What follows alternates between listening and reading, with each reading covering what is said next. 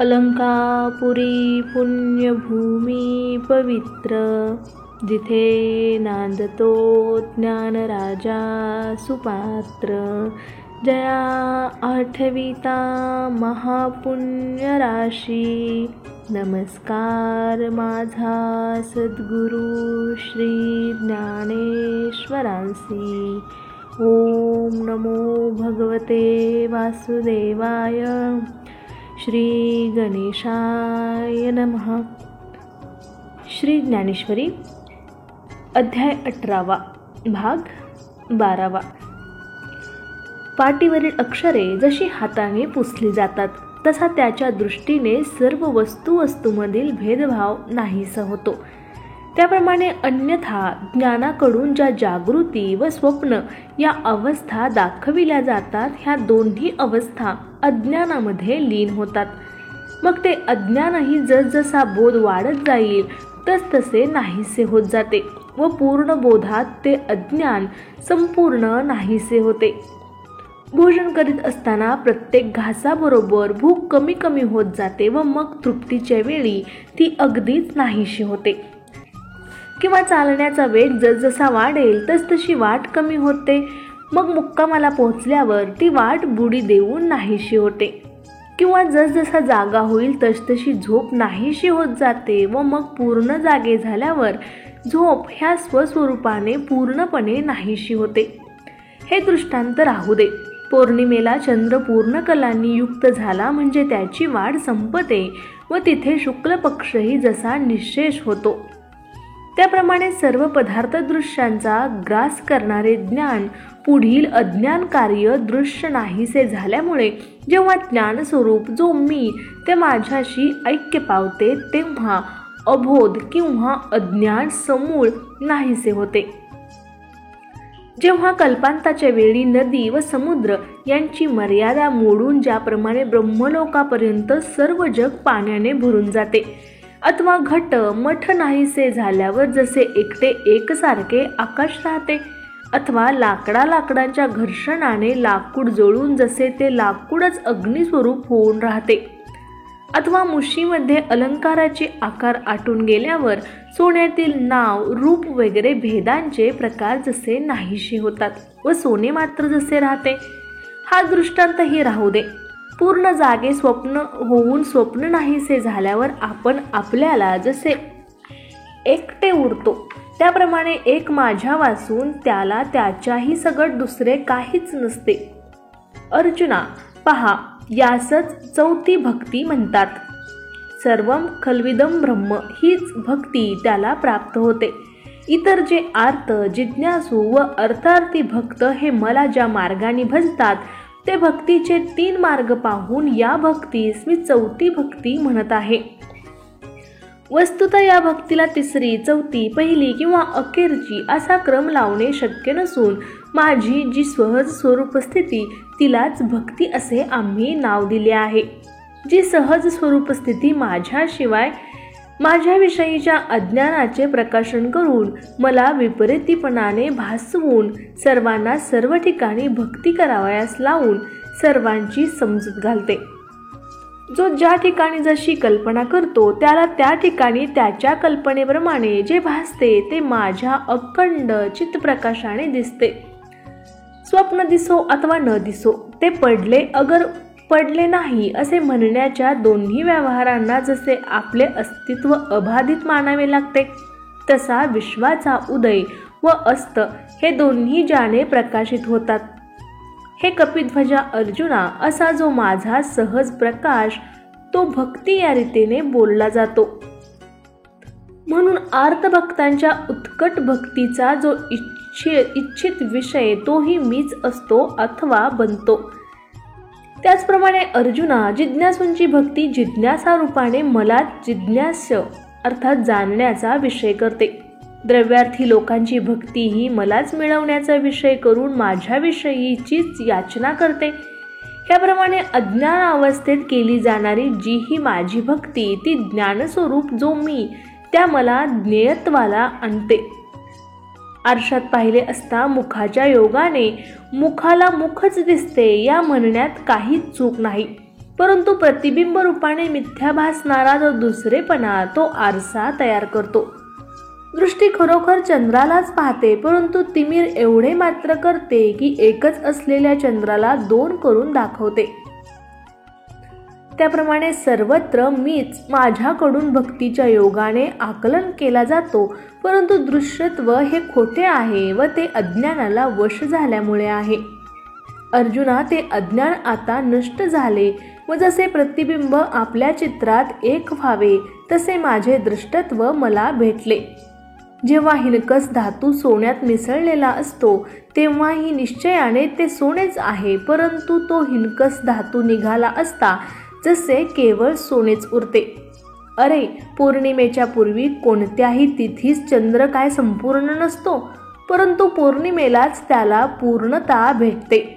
तसा मीच अन्यथा ज्ञानाच्या द्वाराने दिसतो, परंतु अन्य दृश्य रूपाने दिसतो. मग ज्ञानाने दृश्याचा निराश होऊन भिन्न रूपाने दिसणारे दृश्य एकदृष्टेपणामध्ये नाहीसे होते आणि मलाच मी प्राप्त होतो. अर्जुना, म्हणून माझा चौथा भक्तियोग हा दृश्य मार्गाच्या पलीकडचा आहे असे मी म्हटले. या सहज ज्ञानभक्तीने माझा भक्त माझ्याशी ऐक्य पावतो नव्हे, तो केवळ मद्रूपच होतो. हे तूही ऐकले आहेसच. कारण अर्जुना, 7व्या अध्यायात ज्ञानी हा माझा आत्माच होय असे आम्ही बाहू उभारून सांगितले आहे. म्हणूनच त्या उत्तम भक्तीचा मी कल्पाच्या आरंभी भागवत रूपाने ब्रह्मदेवास उपदेश केला. ज्ञानी हिला चौथ्या भक्तीला स्वसंवित्ती म्हणतात, तर शैव शक्ती असे म्हणतात व आम्ही ही आमची परमभक्ती असे म्हणतो. ही भक्ती त्या क्रमयोग्यांना माझ्याशी ऐक्य पावते वेळी फलद्रूप होते व मग सर्व जग मद्रूपच आहे असे त्याच्या अनुभवास येते. तेव्हा वैराग्य विवेकासह नाहीसे होते, बंध मोक्षासह आटतो व वृत्ती आपल्या वारंवार चिंतनासह बुडून जाते. प्रलयाच्या वेळी आकाश जसे चारी भूते गिळून आपणच असते, त्याप्रमाणे अलीकडीलपणासह जडत्व पलीकडलेपणा परत्व जेथे नाहीसा होतो. त्याप्रमाणे अलीकडील व पलीकडील काट अगर मध्यभाग आणि साध्य साधन यांच्या पलीकडील शुद्ध जो मी त्या माझे स्वरूप तो क्रमयोगी होऊन मला ऐक्याने भोगतो. समुद्राला मिळेपर्यंत गंगापणाने असणारी गंगा जशी समुद्राला मिळाल्यावर वेगळी न राहता सागरपणा भोगते, तसाच प्रकारचा त्याचा हा भोग होय असे समज. किंवा एका आरशासमोर दुसरा आरसा स्वच्छ करून ठेवला तर त्याने दृश्यापेक्षा द्रष्टेपणाच्याच भोगात भर पडल्यासारखे होते. म्हणजे पाहणारा व पाहिले जाणारा हे दोघे द्रष्टेच असतात, तसाच त्या ऐक्य भोगात द्रष्टेपणाचाच भर असतो. हे असो, आरशात पाहणाऱ्या पुढून आरसा काढून नेला असता व प्रतिबिंबही गेले असता जसे आपले मुखसौंदर्य आपल्या एकट्याकडून भोगले जाते. जागे झाल्यावर स्वप्नातील द्वैत व्यवहार नाहीसा होऊन आपल्या एकपणाचा भोग जसा द्वैताच्या अनुभवाशिवाय आपणच भोगतो. भोगताच जर भोग्य झाला तर भोग कसा घडणार अशी ज्यांना शंका असेल त्यांना आम्ही असे विचारतो की तुम्ही शब्द या शब्दाचा शब्दानेच कसा बोध अगर उच्चार करता. त्यांच्या गावात दिव्याकडून सूर्यप्रकाशला जात असेल तर न कळे, अथवा त्यांनी आकाशाला कोसळू नये म्हणून मांडव उभारला आहे की काय कळत नाही. अहो, राजेपणा अंगी नसता राजा आपला राजेपणा भोगू शकेल काय? अंधाराला कधी सूर्यदर्शन घडत असते का? आणि जे आकाश नाही त्याला आकाश काय आहे हे कसे कळेल? अथवा गुंजांचा अलंकार रत्नांच्या अलंकारासारखा रत्नांच्या अलंकारात शोभेल काय? म्हणून जो मी मद्रूप झाला नाही त्याला मीच कोठे आहे, मग तो माझी भक्ती करेल हे खरोखर बोलायलाच नको. यासाठी ज्याप्रमाणे तरुण स्त्रीच्या शरीरात तारुण्य असते, ती जसा तारुण्याचा उपभोग घेतो तसा तो क्रमयोगी मी होऊन मला भोगतो.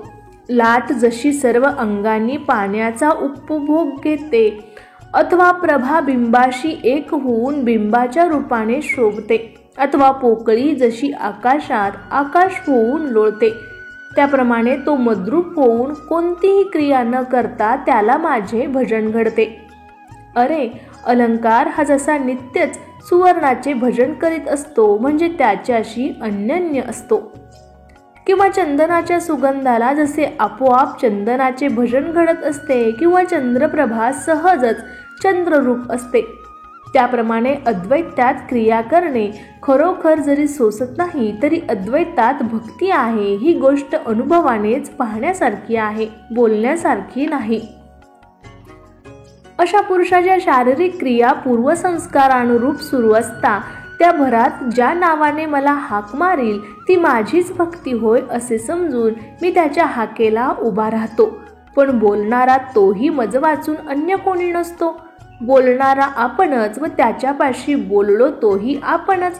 या व्यवहाराला बोलणे झाले असे म्हणता येत नाही. अशा प्रकारचे जे मौन ते माझे उत्तम स्तवन होय.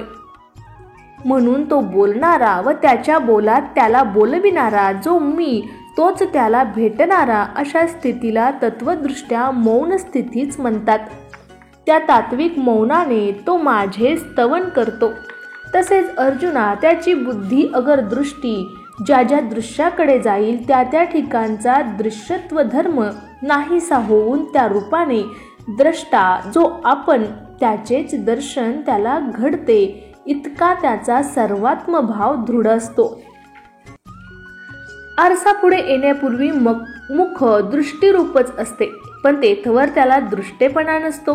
तो दृष्टेपणा आरसा या उपाधीने आला म्हणजे त्याचेच त्याला जसे पुन्हा दर्शन होते, त्याप्रमाणे दृश्याच्या मिशाने द्रष्ट्याचेच द्रष्ट्याला दर्शन होते. जेव्हा दृश्य जाऊन दृश्यकल्पतेचा निराश होऊन द्रष्टा द्रष्ट्यालाच भेटतो, तेव्हा एकटा द्रष्टाच राहिल्यामुळे आता त्याच्या ठिकाणी द्रष्टेपणाही घडत नाही. तेव्हा स्वप्नातील स्त्रीला जागा होऊन आलिंगन देऊ गेल्यास तेथे दोन व्यक्ती नसून आपणच एकटे एक असल्याचा जसा प्रत्यय येतो, किंवा दोन लाकडांच्या घर्षणाने उत्पन्न होणारा अग्नी त्यांचा दोन्हीपणा खाऊन आपणच जसा तद्रूप होतो, अथवा सूर्य आपले प्रतिबिंब ग्रहण करण्यासाठी खाली अवतरला तर प्रतिबिंबाबरोबर जशी त्याची बिंबताही उतरणार नाही, त्याप्रमाणे जो द्रष्टा मद्रूप होऊन दृश्य पाहू जातो त्याला दृश्य म्हणून काही वेगळे आढळत नाहीच, पण त्याचा दृष्टेपणाही दृश्याबरोबर मावळतो. सूर्योदयाबरोबर अंधारच प्रकाशरूप होत असल्यामुळे जसा त्यांचा प्रकाशक भाव उरत नाही, तसे दृश्य द्रष्टा जो मी तद्रूप झाले असता त्याच्या ठिकाणचे दृश्यत्वही उरत नाही. यानंतर पाहणे न पाहणे इत्यादी व्यवहारापलीकडील जी सहज स्थिती तेच माझे खरे दर्शन होय. अर्जुना, कोणत्याही पदार्थांच्या भेटीनंतरही द्रष्टा दृश्य व दर्शन या व्यवहारातील असलेल्या अखंड दर्शन स्थितीचा त्या क्रमयोग्याला आपल्या स्वरूपात भोग घडत असतो, आणि आकाशाने स्वस्वरूपाने सर्व जगत अंतर्बाह्य गच्च व्यापून टाकल्यामुळे जसे त्याचे चलनवलन संभवत नाही, तसा सर्वात्मक जो मी तद्रूप झालेला तो योगी कोणत्याही क्रियेने लिप्त होणे शक्य नाही. कल्पाच्या शेवटी पाणी पाण्याने अडविल्यामुळे ते जसे वाहण्याचेच थांबते, त्याप्रमाणे मी जो एक आत्मा त्याने तो सर्वत्र पूर्ण भरला. पायानेच पायावर चढणे, अग्नीनेच अग्नीला पोळणे किंवा पाण्यानेच स्नानासाठी जाणे ह्या गोष्टी घडणे शक्य आहे काय? म्हणून बोधदृष्ट्या जो संपूर्णपणे मद्रूप झाल्यामुळे ज्याचे येणे जाणे संपले व म्हणूनच ती स्थिती हीच माझ्या अद्वय स्वरूपाची त्याला यात्रा घडली असे समज. पाण्यावरील लाट कितीही वेगाने आली तरी जलाशया वाचून स्वतंत्रतेने भूभाग आक्रमण केल्याचे दिसत नाही, कारण तिची मोडतोड येणे जाणे हे सर्व एका पाण्याचेच खेळ असतात. अर्जुना, ती वेगळी दिसणारी लाट वाटेल तिथवर जाओ, पाणी या दृष्टीने तिचा असलेला एकात्मभाव कधीही भंग पावत नाही. तसा माझ्यावर सर्वस्व येऊन पडला म्हणजे अनन्य झाला असा जो हा तो सर्व मद्रूपच झाला. ह्याच त्याच्या पुण्यरूप यात्रेने तो माझा खरा यात्रेकरू होय. आणि शरीर स्वभावाप्रमाणे तो काहीही जरी करू लागला तरी त्या रूपाने व त्या स्थितीत त्याला माझे सर्वात्मकाचेच दर्शन होत असते. अर्जुना, त्याच्या कृतीत हे कर्म आणि हा मी करता असे भाव जिवंत नसतात, मृतवत असतात. तर त्याचा आत्मा जो मी त्यानेच तो माझे ध्यान करतो व म्हणूनच तो मद्रूपच होतो. हे पहा, आरशाने आरशाला पाहणे म्हणजे कोणी कोणाला न पाहिल्यासारखेच आहे, किंवा सोन्याच्याच वस्तूने सोने झाकणे म्हणजे सोने उघडे ठेवणेच आहे. दिव्यानेच दिव्याला प्रकाशिले ही जशी केवळ भाषा, वास्तवता नाही. तसे मद्रूप स्थितीत केल्या गेलेल्या कर्माला कर्म कसे म्हणता येईल? तो कर्म करीतच असतो किंवा त्याचकडून कर्म होणारच, पण हे मी करावे आणि हे मी करू नये अशी कर्तेपणाची भाषा जेथे संपलेली असते. त्याने केलेल्या कर्माची न केल्यातच शास्त्र गणना करते. मद्रूपता आली की जी काही क्रिया घडेल ती न केल्यासारखीच होते व माझी खरी खुणेची पूजा ती हीच होय. म्हणून अर्जुना, तो आस्थेने जे कर्म करतो तेही न करण्यातच पडते. हीच त्याने मला बांधलेली महापूजा होय. सारांश, तो बोलेल ते माझे स्तवन, तो पाहिल ते माझे दर्शन व तो जिकडे जाईल तिकडे त्याला माझी अद्वय परमात्म्याची यात्रा घडते. अर्जुना, त्याची सर्व कृती ही माझी पूजा होय. तो कल्पना करील तोच माझा जप व तो असेल तीच माझी समाधी होय. सोन्यापाशी त्याचाच अलंकार, जी बांगडी हे नेहमीच जसे एकरूप असते त्याप्रमाणे या भक्ती योगे करून तो माझ्याशी अनन्य असतो. पाण्याशी लाट, कापुराशी सुगंध व रत्नाशी जसे त्याचे तेज अनन्य असते, किंबहुना तंतूशी वस्त्र, मातीशी घट हे जसे एकरूप असतात, तसा तो माझा भक्त मजपाशी एकवट मद्रूप असतो. या स्वयंसिद्ध अभेद भक्तीने दृश्यमात्राकडे जो भक्त त्यावरील नामरूपात्मक दृश्यत्वाचा पडदा बाजूस सारून अधिष्ठान द्रष्टा जो मी त्याच्याशी एकरूप दृष्टीने पाहतो.